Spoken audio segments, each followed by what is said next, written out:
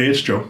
Next question is, Joe, how do I find qualified contractors for home renovations?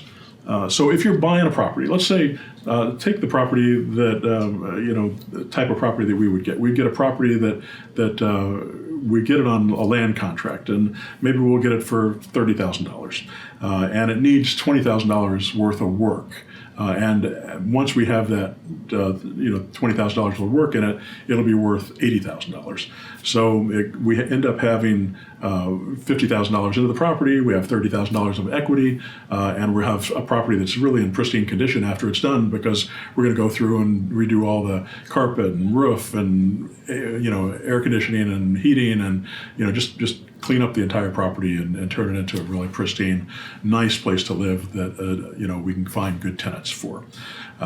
So let's take a situation like that, or if you're not going to put a tenant in it or keep it for your portfolio, but you just want to flip it and make $25,000 on a deal like that, which is not difficult to do over 3 to 6 month period. It'll probably take you to get all that work done and then get it on the market and get it sold, depending on how quick your market is and how long it's taking to get properties closed. But that's kind of typical for us. I've been keeping most of the properties that I buy these days, but sometimes we do sell them in a way that's not on terms, that's not on lease option. We'll sell them for cash. We'll go through the MLS to sell those properties. But we have to get that work done. And I don't swing a hammer. I stopped doing that many years ago. I don't enjoy that process, and I don't think it's very profitable. You can be really good at it. And I know a lot of guys that get into rehabs because they're really good at fixing properties up, and they see that, hey, if I was doing this drywall for my own properties, I'd make a lot more money. And that's true, you would make a lot more money. But if you just have somebody else do the drywall for you for a property that you bought, you'd make even more money than that because you'd be able to focus on the thing that actually makes you money as a real estate investor, which is finding properties, finding more deals, and going through that process. It's the deals that make it's the buying of the deals that make you the most money. If you buy deals that make sense, you're going to be able to sell them and you're going to make a profit every time. So the challenge is, though, finding a good contractor. And what we typically do is I'll work with somebody that I trust. And most of the people that I've worked with, all the people that I'm working with actually have been through my mentor program.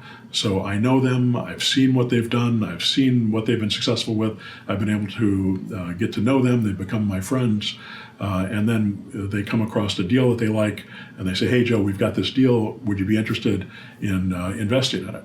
Because the reason they come to me is because they find a deal that could use some money, like a rehab like this, because I'm teaching them how to do zero down deals. They don't need my help for that, they don't need my input for that, they don't need my partnering for any of that stuff, and I would encourage them to do those things on their own. But if they get to a point where they need some money, and they're people that understand what I'm doing, and they understand how to put together a deal, and they bring it to me and they say, hey, do you want to work on this one with me? I'll look at the numbers. The numbers make sense to me, and they already know what numbers I want. I mean, they went through my training program, so they have a pretty good idea of what makes sense and what doesn't make sense. And I'm willing to do what makes sense. So they bring me a deal like that, and I'll say, okay, let's do it. Now you're going to have to manage the rehab.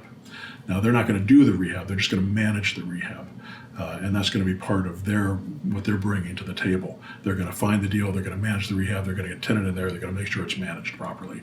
They may not do all that work themselves, but they're going to make sure that it gets done. And I'm going to have to trust them to make sure that it gets done. And we go through a series of things to make sure, so I can make sure that that work is getting done, that by sending me pictures and sending me invoices and all those things. So the question then becomes, how do they find a good contractor? I've used contractors for a long time, and we had a situation once where a contractor came on the job. He had a whole bunch of things that he was going to do. It was a $30,000 rehab on a house that we had bought for $2,500. It was a really cheap property here in Indianapolis, which we later sold for $75,000. But he came in and he did the work, and he did about half of the work, and then the contractor just disappeared. This wasn't my partner, this was the contractor. And my partner's trying to what's going on here? Where are you? What's going on? And couldn't hear back from him. So we hired somebody else. Somebody else came in, finished the work. We got it done, in the same cost that we thought we would have had previously. But we had a contract with the original contractor, and that contract he filed a mechanics lien, and so we had to deal with that mechanics lien. Now he lost; he didn't do the work. We won that case, and we got it removed from the property. But it taught me that you need a good contract with your contractor. So write up a contract that allows you to put line items, and if you're in my mentor program, you'll have these contracts already, the ones that we created. But it has line items in that contract that says, furnace, X amount of dollars, painting, X amount of dollars, carpet, X amount of dollars. So line items, everything. And we pay them for those line items as that work is done. And if the work isn't done, then we don't pay them for it. And it also has a clause in the document that says if you abandon the work and you're not on it within over a 3-day period, then we can cancel this contract, pay for the work that's been done, and no other money will be due. We'll always pay for the work that's done. We won't just kick them out and not pay them. But we'll only have to pay the line items that are taken care of or portions of it, and then we'll hire somebody else to finish the other line items and get that stuff taken care of and not have to worry about a mechanics lien on those deals. It also makes those guys a little bit more responsible about staying on the job, getting back with us, doing the work. But you're still going to have problems with contractors, and we are regularly finding new contractors. We regularly have to, or a contractor, something happens in their life or something goes on, and they have to go away for a while, and then they may come back later, but we may have somebody else by then as well. So don't count on contractors being around for years. Count on them, going away for a while and having to find somebody else. There's some different types of contractors to look for. There's people that the guy that's he just got out of jail that week and he's looking for work. And sometimes those guys are great. They do great work and we love them. They're not terribly expensive, but they're not very reliable for the long term. If you're expecting to have them do the next deal and the next deal and the next deal, they may not be around for that. And then there's the guys they just plug along and they're always there and they do the best. And sometimes you find somebody you can work with for several years or multiple properties on, and we absolutely love it when we find that, and we're willing to pay a little bit more to do that.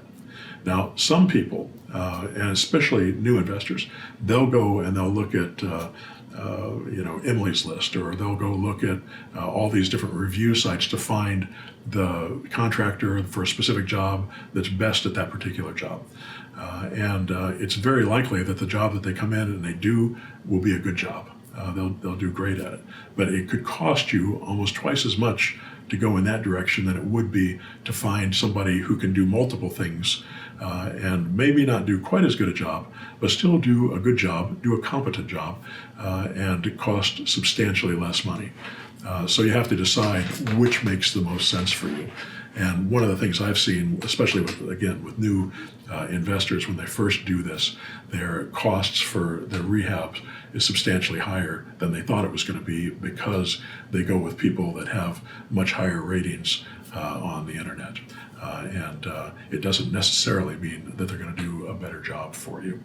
So anyway, that's how you find a contractor and how you work with a contractor and try to save some money doing it. You got to walk a fine line, and you always have to pay attention. For me, it's about having a partner who pays attention. For you, if you're doing the work, you have to pay attention to your contractor, and they can still do the work for you. I would not recommend swinging the hammer yourself.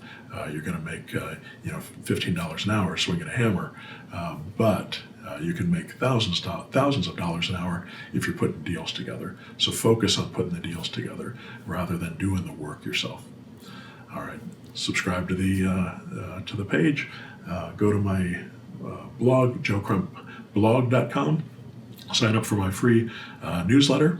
Go to pushbuttonautomarketer.com for the automation that shows you how to automate this whole process. And of course, zerodowninvesting.com is my mentor program where you work with me personally for 6 months. All right, good luck to you.